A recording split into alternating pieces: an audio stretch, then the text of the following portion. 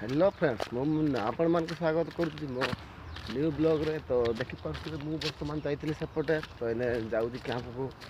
तो काली आमर हाथी एपट को आसी कैंप को भांगी देती देखो पाद चिन्ह पड़ी देखो देखो पाद चिन्ह पड़ी आईपटे जापटे देखो पाद चिन्ह यहाँ देखिपे मंडा देखु एपटे पड़ी। तो गाड़ी गोटे आईला देखिपे केते धूली पड़े एत धूली खाली धूली प्रबल।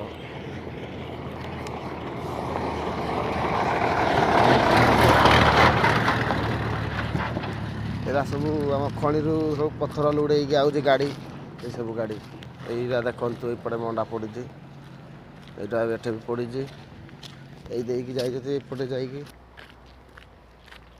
तो देखिपे एमती किसी आम कैंप एडे रही आम कम करुचु एने आगे कम करके जीवु आ खाइकी। यही देखो ये क्लीयर दिशुच मड़ा यहाँ देखो ये छोटियाड़ा ये भी छोटियाड़ा ये बड़ड़ा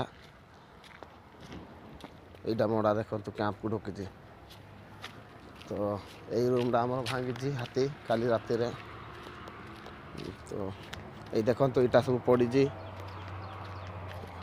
यहाँ सब इटा या देखु चाउल बाहर के खाईदेला रूम ताला पड़ी इटा सब देखो केमी भांगी देखो देखो केमी भांगी। यही हूँ आम कैंप देख पारे